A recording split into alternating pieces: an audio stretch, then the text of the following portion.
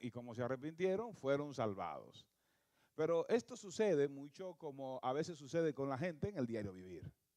Vienen a Cristo y por un tiempo se toman como un tiempo de repaso en la vida. Se la toman suave, se la toman tranquilo, se la toman despacio, no pasa nada malo, se dan cuenta que de pronto todo lo malo se volvió bueno y lo toman suave. Vuelven a caer en sus atrocidades, vuelven a caer en sus pecados. Dios es bueno, no me va a hacer nada a mí. Porque ustedes saben, sobre todo en los tiempos de hoy, hay gentes que dicen, no, es que Dios es tan bueno, Él no va a hacer eso. Dios no nos va a castigar de esa manera. Hay gente que dice que el infierno no existe porque Dios no es tan malo como para enviarlos para allá. Y es cierto, Dios no envía a nadie, cada quien se envía solito. La afirmación fundamental hoy es algo que tenemos que recordar bien claro. Dios está dispuesto a salvar a quien sea, y esto incluyendo a Nínive. La razón por la cual Jonás, recordando el libro de Jonás de hace 15 días, no quería predicarle a Nínive, era porque ya Judá había pasado por el paso de Asiria. Asiria había paleado a Judá y les había dado duro. Entonces ya Dios los había rescatado de la mano de Asiria y dice Jonás, pero ¿cómo va a ser que después que estos me patean, me hacen, me deshacen y todo esto, entonces ahora Dios quiere que yo vaya a predicarle para que se salve, que se mueran? Y entendemos hoy más a Jonás cuando leemos a Nahum. Cuando leemos a Nahum nos damos cuenta que pasados 150 años después que pasó Jonás por allí, aparece el profeta Nahum. Y Nahum lo que hace es recordarles a ellos quién es Dios. Pero ellos ya no harían caso, porque ellos, a pesar de conocer la verdad, a pesar de conocer el juicio de Dios, ya se pervirtieron. Y miren, es algo que pasa todavía hoy en la mentalidad humana. Cuando usted persiste en el pecado, llega a una situación que se llama cauterización de la conciencia.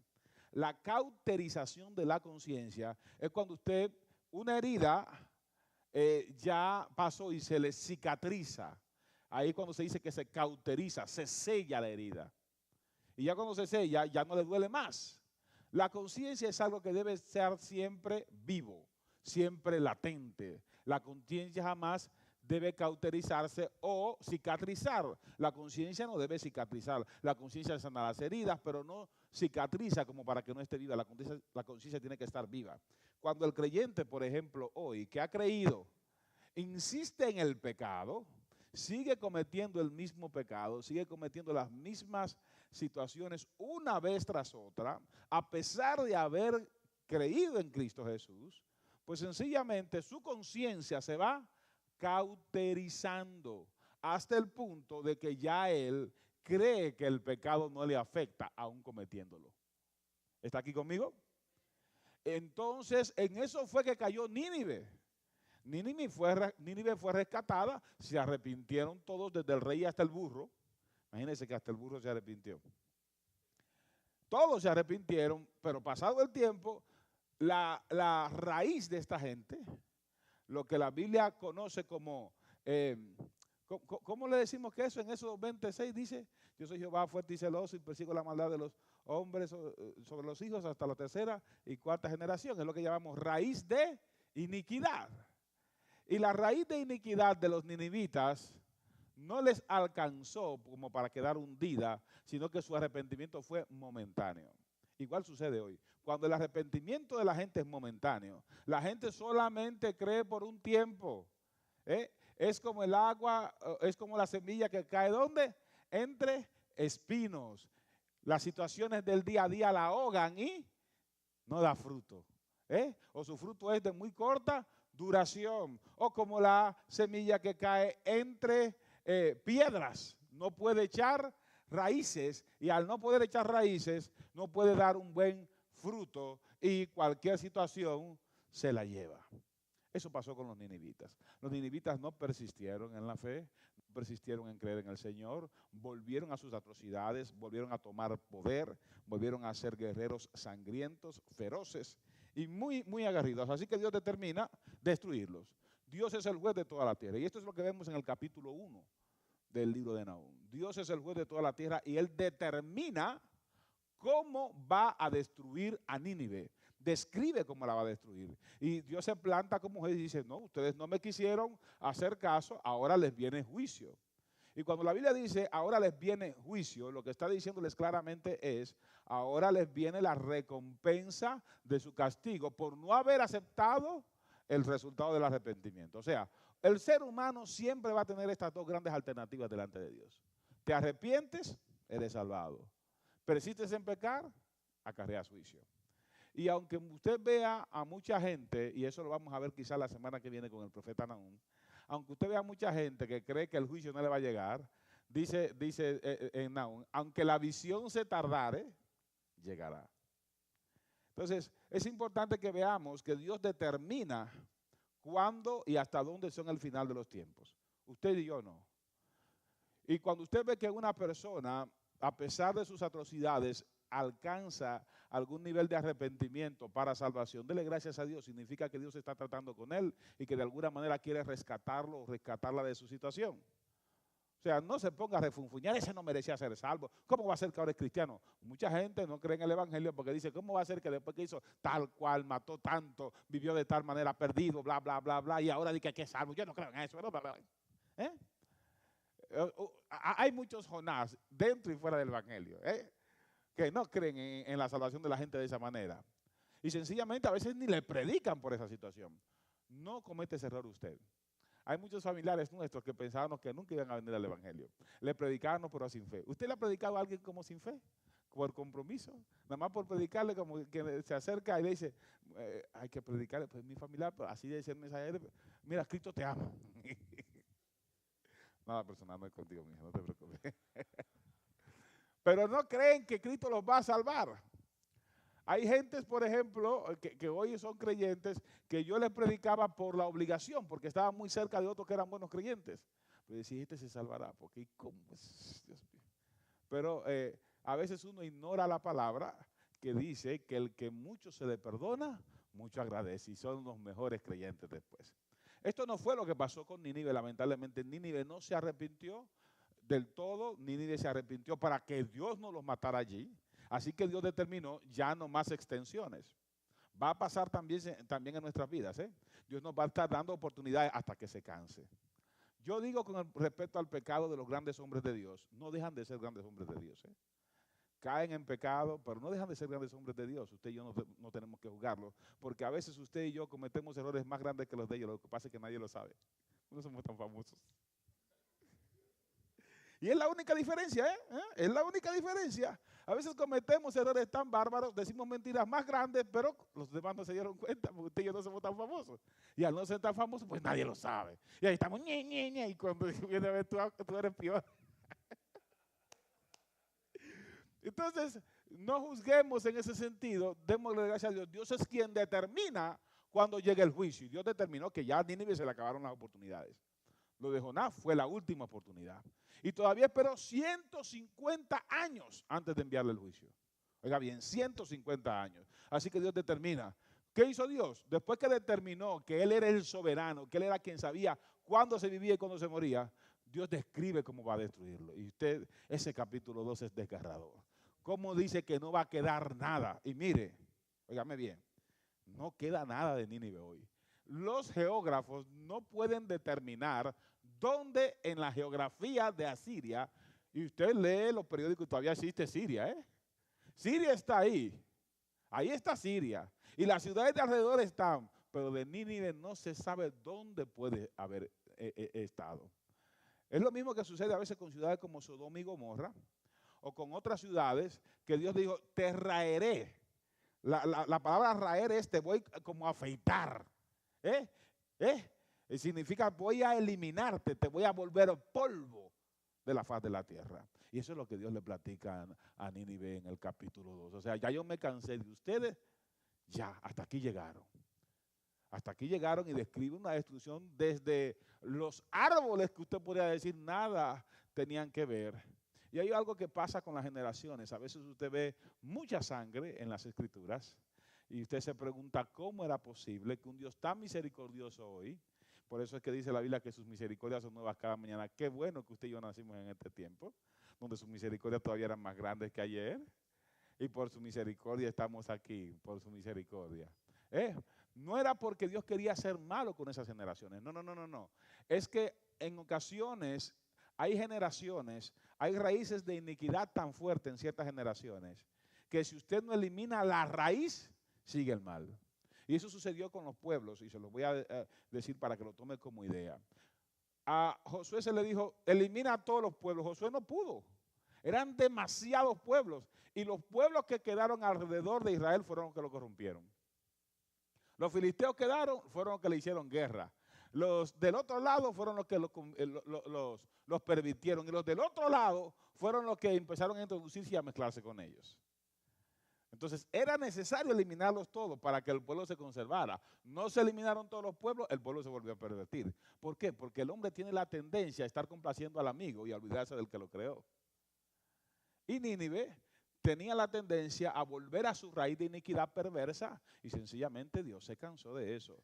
Líbrenos Dios de que Dios se canse de nuestras faltas y pecados el día de hoy, donde la gracia sobreabunda para nosotros, pero si no tenemos el cuidado, podemos caer en el juicio de Nínive, que aunque Dios muchas veces nos quita el juicio de encima, por estar recayendo constantemente, nos venga de pronto la caída repentina. Pídale a Dios mucha misericordia en ese sentido y trate de no meter la pata hasta caer en gran error. Dios, ¿qué es lo que hace? Y esto lo hace Dios cada vez. En el capítulo 3, Dios le explica a Nínive algo muy racional. Dice, tú no eres mejor que Teba, tú no eres mejor que esto, tú no eres mejor que los otros. Óyeme, ¿qué es lo que te crees? Te di todo este tiempo, te mandé profeta, te convertiste y te bendije. Y ahora tú te crees que porque has... No. Yo te voy a eliminar por esta razón. Es como el papá que va a darle un castigo al hijo y le explica, mira, yo te voy a dar una pela por esto, mira, agárrate de ahí, toma, mira, esto es por esto. ¿A ustedes nunca le dieron la pela silábica? Ustedes no saben lo que es la pela silábica. La sílaba es una parte de la gramática que divide las palabras en partes. Entonces, en mi tiempo, allá hace rato, por allá daban la pela silábica y Dios le daba a Nínive una pela silábica. La pela silábica consistía en, mientras te están describiendo la palabra, no te he dicho que... Y de ahí para allá, duran más esas pelas. Entonces lo que hace Dios con Nínive, mira, te voy a explicar por qué te estoy eliminando. Te di oportunidades, te extendí, te bendije. Es más, te usé para castigar a mi pueblo. Porque Nínive, como parte del reino de Asiria y como capital de Asiria en algún momento, por eso hoy nadie sabe dónde quedaba la capital de Asiria para ese momento, Nínive fue usado para castigar a Judá por los pecados de Judá. Ahora, Nínive tendría que ser destruido. Y dije, tú es que tú no eres mejor que los demás. Yo te he dado todas las oportunidades del mundo. Y aún así tú no te arrepientes. Y Dios les explica a Nínive en el capítulo 3 por qué le está enviando el castigo.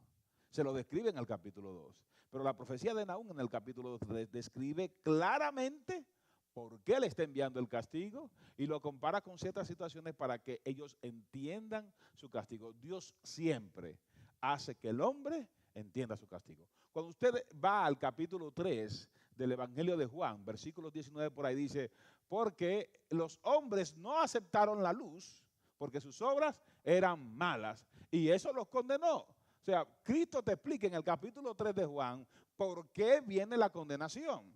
Vino la luz a los hombres y los hombres no recibieron la luz porque sus obras eran malas y querían seguir en sus obras malas.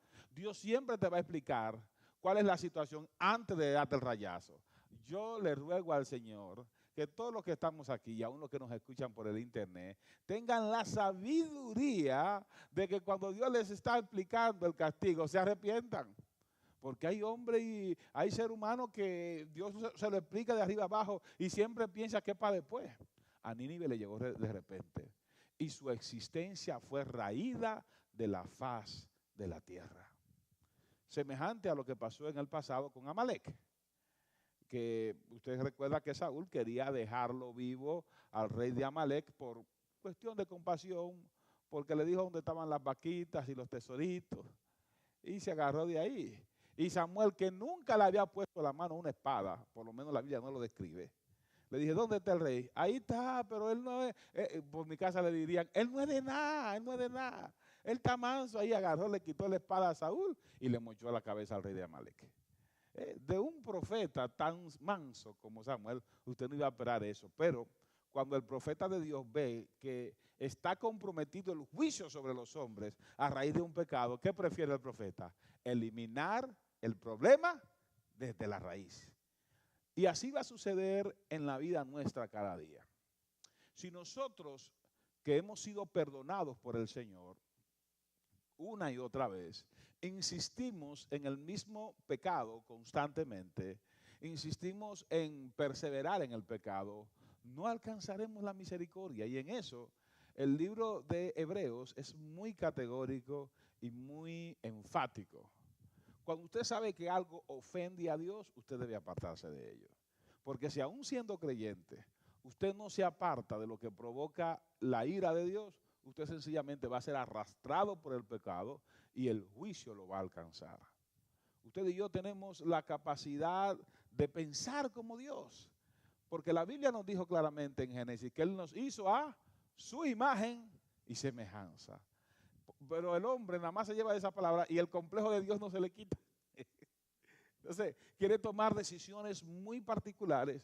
Lo malo es que a la hora de tener misericordia, compasión, aplicar justicia, dar amor, no lo hacemos con tanta libertad como a la hora de sacar nuestros peores y más bajos instintos. Yo digo que los instintos son para los animales, pero cada vez que nosotros metemos la pata, ¿qué usted cree que hacemos? Una animalada. ¿Eh? Entonces, usted y yo no estamos para vivir a ese nivel. Usted y yo estamos para vivir al nivel divino, al nivel de la nueva creación. Estamos a esa altura. No tenemos que esperar el juicio de Dios para entender las cosas. Es mejor vivir en la misericordia y la gracia, donde usted puede gozar de la bendición. Qué bien se ha de haber sentido el rey de Nínive y todos sus conciudadanos cuando la misericordia no permitió que cayera el juicio y que el fuego y el azufre no llovieran sobre Nínive. Óyeme, pero sus generaciones que vinieron después de él no entendieron y se pervirtieron. Por eso yo digo, padres, madres, hijos e hijas, estamos aquí en la tierra. Ya nos alcanzó la misericordia. No volvamos atrás, ni con actitudes ni con nada. Mantengamos pisado, no de palabra, sino de hecho, a ese viejo hombre.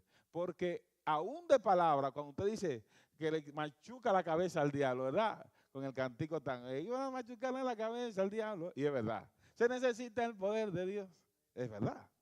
Pero no se le machuca nada más con el canto, se le machuca con la acción.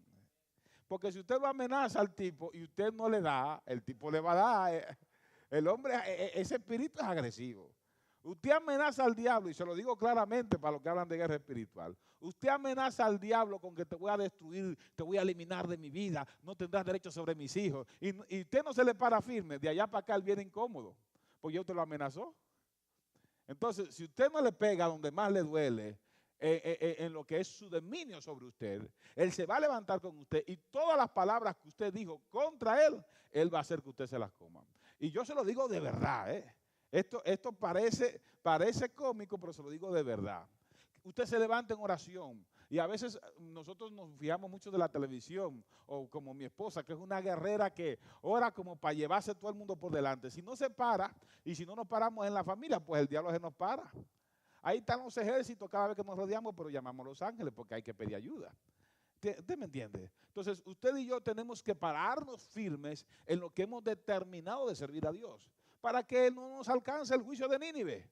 Si declaramos que vamos a servir a Dios, vamos a servir a Dios. Van a venir 50 obstáculos en el camino que van a tratar de impedir que usted y yo alcancemos la misericordia de Dios y que vivamos bajo su gracia. Van a venir obstáculos de toda clase, de dentro de la casa, de fuera de la casa, de dentro de la familia, de fuera de la familia, de dentro del trabajo, de fuera del trabajo. Van a venir de nuestra propia piel, alguien decía. Después que usted se convierte, su peor enemigo es usted mismo. Y alguien dice, ¿por qué mi peor enemigo soy yo mismo? Porque es en ti donde se esconden los secretos más guardados de tus bajos y anteriores instintos. Y si tú no pisoteas eso y lo mantienes atado, entonces eso se revela contra ti. Tus viejas mañas, tus viejas costumbres, tus viejas aptitudes, las actitudes de tu familia, del otro y del otro. Y eso fue lo que sucedió con Nínive como ciudad. Como ciudad ellos en algún momento se arrepintieron durante 40 días. Y a partir de ahí cambiaron de vida. Posiblemente esa generación se arrepintió completamente, pero los que vinieron después de ellos no supieron administrar el poder sobre las demás ciudades. Y aún había que respetar la vida de otros. Siria, el imperio asirio, caldeo asirio, fue uno de los imperios más violentos, y la ciudad más violenta del imperio eran los ninivitas, capital con todo el poder armamentista para hacer daño, y cuando llegaban a una ciudad no les interesaba dejar nada. Así que Dios les dijo, como ustedes hicieron, se va a hacer con ustedes. Ustedes no son más interesantes que aquellos que se rebelaron un día y yo los eliminé. Ustedes insisten en eso, y además se rebelaron otra vez contra Judá, porque cuando la gente no ama a Dios, tampoco ama a los que predican. Entonces se recordaron de la amenaza de juicio y creyeron que haciéndole daño a Judá, ellos iban a evitar el juicio de Dios. Eso es como que alguien le haga daño a usted porque dice, de esa manera me cubro. No, no, no, no, no. Déjelo que haga lo que quiera. Usted está cubierto por la sangre del Señor Jesucristo, y no importa el arma forjada que se quiera levantar contra usted, ninguna arma perseverará contra usted, porque lo cubre la gracia del Santo de Israel. Amén. Gloria a Dios. Amén. Así que usted puede ver ese versículo para meditar. Yo prefiero el último versículo del capítulo 3, que ya habla de más tranquilidad, porque allí es donde habla de más tranquilidad, pero el versículo 1 empieza a describir cómo seguía siendo la ciudad. Y ese versículo 1 del capítulo 3, que es el que utilizamos para esto, cuando Dios le empieza a explicar, es que ustedes tienen esta actitud violenta, y esa actitud violenta hace daño. Así que el versículo 19, si alguien lo tiene, por favor, y me lo lee, se lo voy a agradecer, para que le quede el recuerdo de lo que es ya lo último que Dios describe. A ver, ¿quién lo tiene? ¿Quién lo lee? Ahí mismo. La palabra se lee en el nombre del Padre, el Hijo y el Espíritu Santo. No hay medicina para para toda quebradura. Tu herida es incurable. Todos los que oigan tu fama batirán las manos sobre ti, porque sobre quién no pasó continuamente tu maldad. Óigame bien, ese es el último versículo, y yo lo prefiero porque es el más suave, ¿sí? ¿Qué es lo que le está diciendo Dios a Nínive? Por último, óyeme bien. Cuando tú te destruyas, todo lo que sepan de tu historia van a aplaudir. ¿Por qué? Porque no hubo uno de alrededor de ti que no fuera afectado por tu maldad. Óigame, lo que le está diciendo es, aquí te elimino yo porque tú vales más muerto que vivo. Nosotros tenemos que tener cuidado de sembrar bien. Este año estamos viviendo tiempos de gloria para la gloria del Señor. El año que viene vivimos tiempos de cosecha. Y cosecha y avivamiento. Les tengo un secreto, y ese va a ser el tema del año que viene. Les tengo un secreto. El que no es capaz de sembrar bien durante el tiempo de gloria, y aún en el tiempo de gloria se resiste a vivir la gloria para ser transformado y sembrar de buena gana y buscar el rostro del Señor y eliminar todas las cosas pendientes, ¿qué usted cree que cosechará cuando venga el avivamiento? Se lo dejo de tarea. ¿Qué le parece? Vamos a ver, amados hermanos, esto fue lo que le dijo claramente el Señor a Nínive. Óyeme, todo lo que te estoy haciendo, yo lo estoy haciendo porque los pueblos de al lado lo necesitan. No hay uno alrededor de ti que no haya enfrentado tu maldad. Todos van a batir las manos, quiere decir, van a aplaudir cuando sepan tu historia, cuando sepan lo que yo estoy haciendo. Lo que Dios buscaba era que a raíz del juicio de Nínive, Judá lo buscara. Por eso es que también esta historia nos enseña acerca de la consolación. A veces usted y yo nos cansamos de ver el pecado. Entonces, cuando vemos el pecado y nos duele y nos duele y nos duele, llega un momento en que Dios determina hacer juicio para de esa forma hacerte entender que Él sigue siendo el Rey de la justicia. Y para que tú, que has padecido de alguna manera, has sido confrontado de alguna manera, entiendas que hay recompensa para el impío también. Y eso lo vemos todos los días en el diario vivir. Vemos todos los días cómo el impío que hace daño no vive en paz, a pesar de tener muchas posesiones humanamente célebres. Tiene dinero, tiene fama, tiene fortuna, y a veces tiene todos los placeres alrededor. A veces tienen tantos placeres que se convierten en homosexuales y lesbianas por la misma razón, porque tienen todo al alcance de la mano. Y se corrompen porque viven de sensualidad en sensualidad. Llega un momento en que sencillamente, dice el apóstol Pablo en el capítulo 2 de Romanos, les alcanza su maldad. Capítulo 3 de Romanos, por favor, escúcheme. Les alcanza su maldad, ¿por qué? Porque en sus cuerpos viven. Por ejemplo, aún los científicos viven buscando una explicación un poco vaga de lo que es el VIH, o un poco vaga de lo que son enfermedades producto de la promiscuidad sexual en la gente. Y sin embargo, muchos de nosotros que fuimos alcanzados por el Señor, hasta de eso fuimos librados, porque nos alcanzó su misericordia. Seña de que aunque el juicio es lanzado, ¿cuántas enfermedades del estómago, cuántos de los que estamos aquí alguna vez fuimos ebrios y otros se enfermaron del hígado, de hepatitis, una enfermedad delicada la hepatitis que tiene también que ver con la bebida y de cuántas cosas, y sin embargo ellos no sobrevivieron? Y usted y yo, que a veces cometimos más errores que ellos, nos alcanzó la misericordia. ¿Por qué? Porque a tiempo escuchamos la voz de Dios y decidimos arrepentirnos. Usted también sepa arrepentirse oportunamente, y si el juicio llega y toca la puerta de su casa, rápidamente, aún es el tiempo de salvación, aún es el tiempo de la misericordia. Aún el Señor quiere, como en una ocasión lo hizo Jonás, alcanzarnos para que tengamos oportunidad para el buen socorro. Amén. ¿Alguna pregunta, amados? ¿Algo se le queda pendiente? Preguntona. Si ya ha sido completado, estamos entonces en la fase en que llegan nuestros pequeños invasores, nuestros niños. Ellos tienen el primer reporte de la clase y damos gracias a Dios. Recuerde claramente, no le toca a usted el juicio de Dios. Prefiera antes, oportunamente y a tiempo, alcanzar la misericordia y mantenerse bajo las alas del Omnipotente.